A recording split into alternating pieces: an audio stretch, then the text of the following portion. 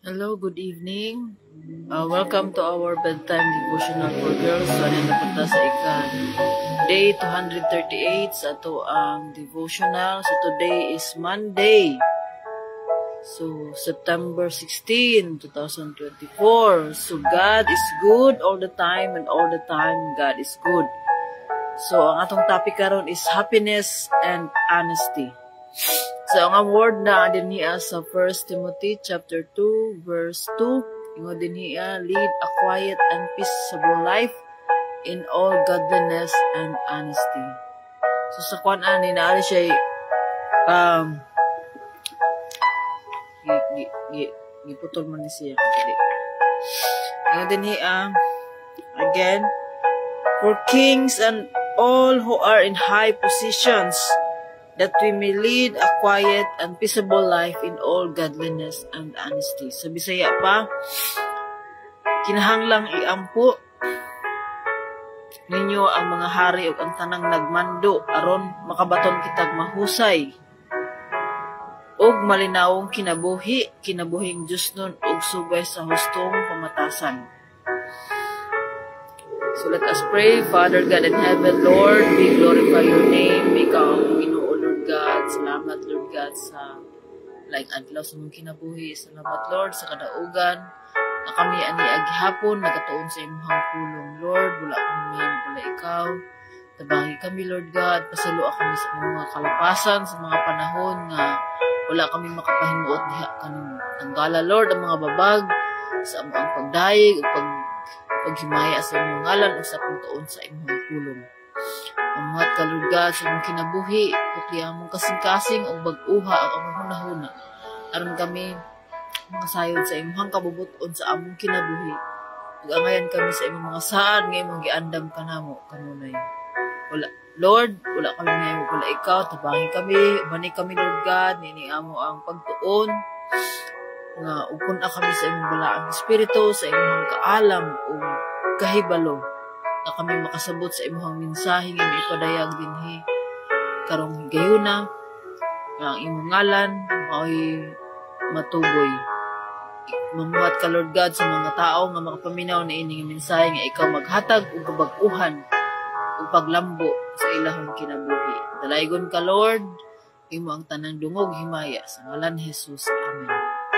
So again, may gabi atong basahon ang 1 Timothy chapter padayon na ito pagbasa ang chapter verse 3. Kung sa verse 2, kinahanglang iampo ninyo ang mga hari o ang tanang nagmando aron makabaton kitag mahusay ug malinawong kinabuhing Dios nun og subay sa hustong pamatasan. Maayo kini og makapahimuot sa Dios nga atong manuluwas. Buot sa Dios nga maluwas ang tanang tao og mahibalo sa kamatuoran. Kay may usa lamang ka Dios ug usa lamang ang naghiusa sa Dios ug sa mga tao siya mao ang tao nga si Kristo Jesus. So giawhag ta nga mag-ampo sa ato ang mga pamunuan to lead a quiet and peaceable life in all godliness and honesty. So, nindot kayo tana kung ang ato ang naso diri sa kalibutan o dili lamang sa Pilipinas kundi sa tibuok kalibutan nga kitang tanan nga mga tao nga naa sa gobyerno o maski dili sa gobyerno maski naa sa private magmatinud-anon sa ilahang pagserbisyo diha paghatag sa ilang serbisyo in all honesty and godliness. So, di ba natay sayings nga honesty is the best policy. But ang pinaka top guide ana is kanang kung aduna gyud tinuod nga pagtuon nato sa Ginoo mahimo nato ang tanan in all godliness and honesty. So have you ever said something that wasn't true? When you did, were you sorry for what you had said? Probably so. When we're dishonest, we make ourselves unhappy in surprising ways. Here are just a few troubles that result from dishonesty. We feel guilty and we are usually found out, and we disappoint others and we disappoint God. It's easy to see that lies always cause more problems than they solve. Happiness and honesty always go hand in hand, but it's up to you to make sure that you go hand in hand with them. So, muna, it's very important na mahimot ang honest na tao. Sa itong pagka-honest, so, I don't know kung sa mga naminaw karon kung sa inyong definition sa honesty. So, honesty nga, mahimot ang matinud-anon diha sa ato ang sa tanan natong gibuhat. Kanamang naabay nakakita o wala nakakita. So, di ba kung mahimot ang honest sa ato ang mga gipangbuhat, di ba makafeel ta og satisfaction, makafeel ta og kalipay. So, mao ka lang nga, ilabi na nga, kung nakahibalota nga ang ato ang ilabi na sa atong pagtrabaho, na dili lamang ta nagtrabaho sa ato ang mga earthly employers, but we do things for the glory of God. Yung pasayang pulo nga, do all things for the glory of God. So, mo na nga, if we truly understand the love of God, mabuhat na to ang iyang mga gipabuhat sa atua.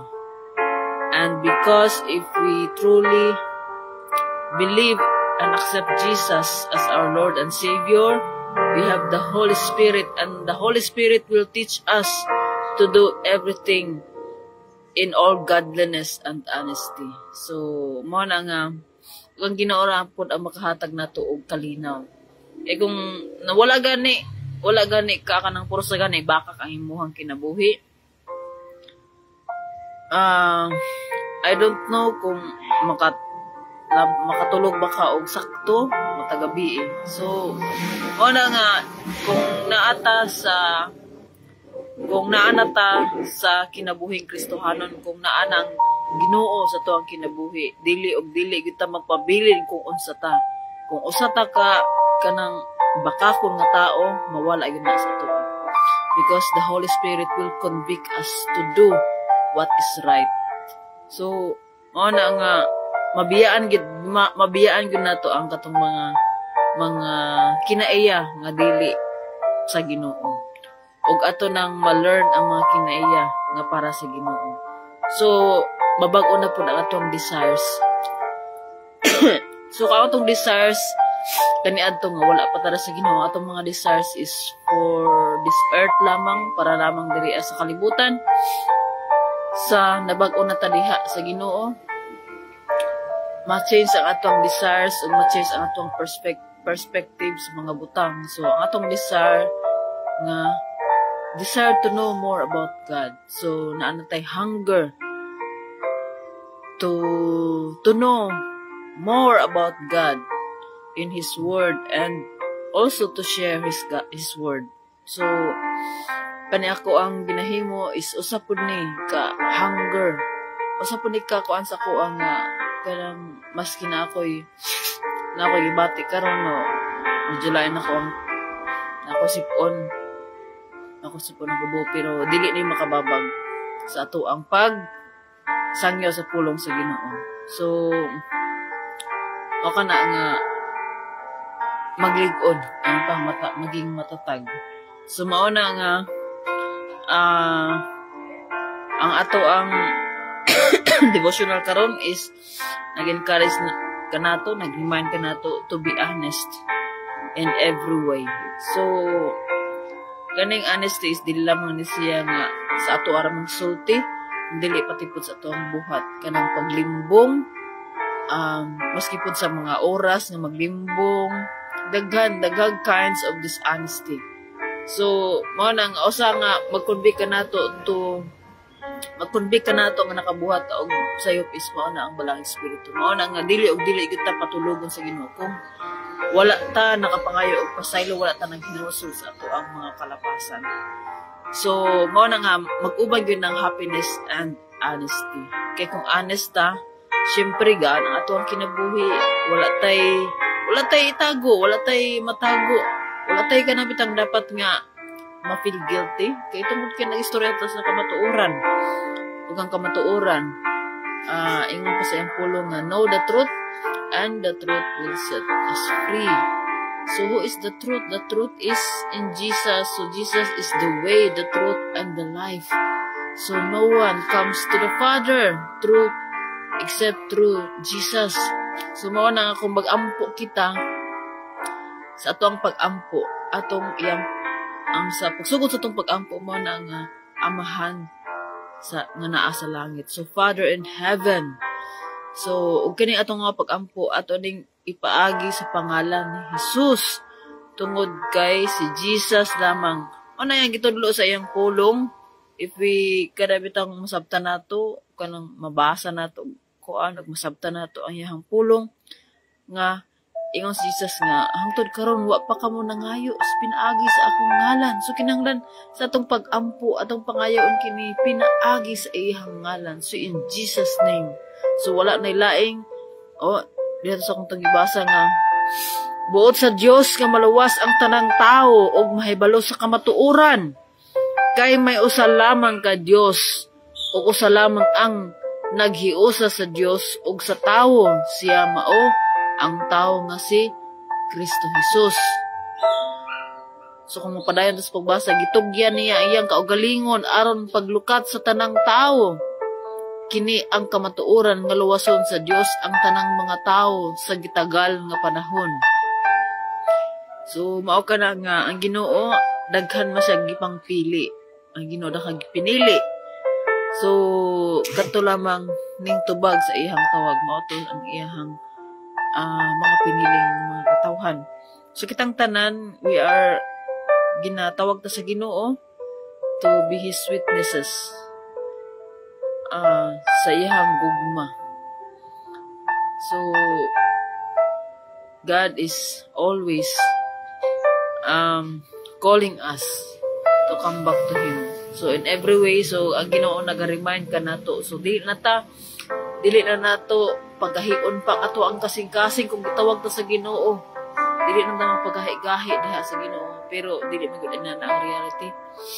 Ang reality is kanang aya pag yun ta maka-realize if karabitang nanata sa pinakailalom, nanata sa bottom nga murag ang Ginoo na lamang ang kasulbaran sa ato ang mga problema. So mao na nga ang the Word of God teaches us nga importante ang mahimong honest sa kanunay. So atong pangayoon diha sa Ginoo nga mahimutang honest, mahimutang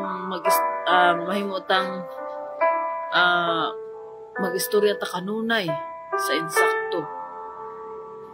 Kay tungod kay mao kini ang kabubuton sa Ginoo. Tell the truth. So in all godliness and honesty. Ang Ginoo mao gina ang gahom sa Ginoo. Mao kay nay maghatag nato og gahom to tell the truth and to do all godliness. So mao na nga ang usa ka tawo nga tinuod nga nagtuo sa Ginoo aduna gayoy kabag-uhan.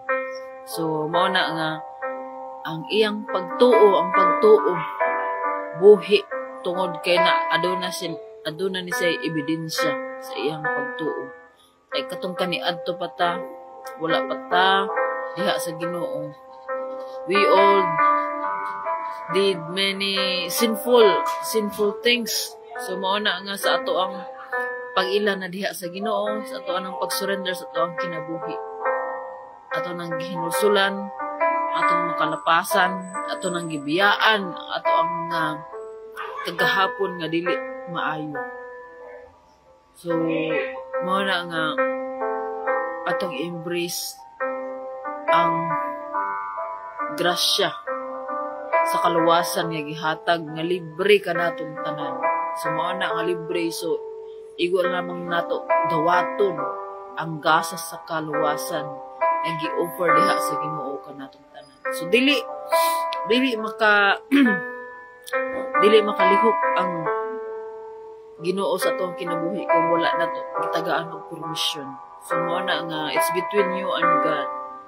So if kung gusto ta nga maayo ato ang kahimtang nga adunay nga dili mababagan ang mga panalangin nga gibuo sa Ginoo sa ato ang obey God.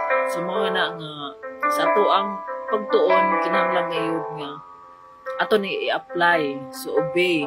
So ayan na pagpamakak, biyain na ang pagpamakak. So kung imo nang gihabit ng pagpamakak, hinahinayan na nagtanggal sa imong sistema. Kaya dili na maayo. So dili man nagikuan diri sa kuan sa revelation nga wala man ka nakahimo sa mga obvious sins kanang mga pagpatay, pagpanapaw, sa patong mga obvious sins. So but kanang pagpamakak in one way or the other kita gyud tanan nakapamakak.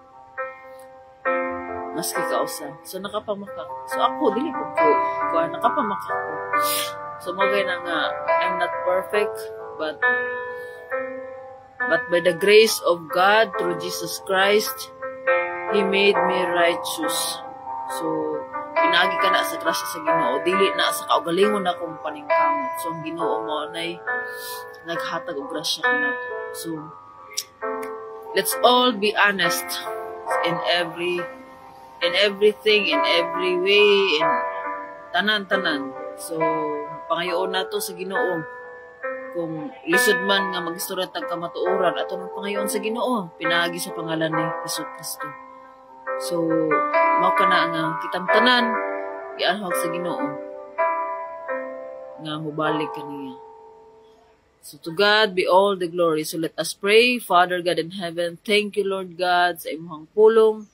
Thank you Lord God for reminding us Lord God to be an honest person. Help us Lord, give us strength Lord God.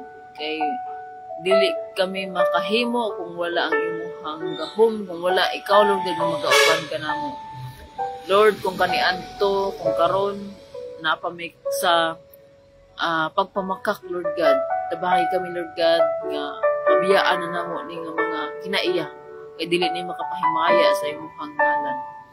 Lord, tabahay kami Lord God to fulfill your purpose sa amo ang kinabuhi.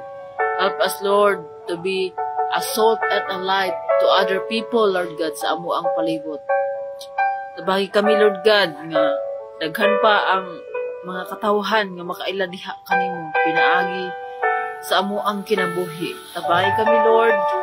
Wala kami mahimog, wala ikaw. Salamat, Lord, sa imong pag-uban kanamo. O ikaw magapanalangin kanamo tanan. Kay kami nga nituog, midawat kanimo, imo kaming anak. Pag among i-claim ang imong promises, Lord God, nga dili mo kami biyaan, dili mo kami pasandan. Tungod kay ikaw ang Ginoo na muhatag, Lord God, sa imong mga panalangin. Dalaygon ka, Lord. Salamat, Lord God, sa tanan. Ang tanang dungog, himayag mga pagdayeg kanimo lamang Amahan, sa ngalan ni Jesus. Amen. So again, may gabi. God bless everyone. So good night and see you tomorrow. Bye.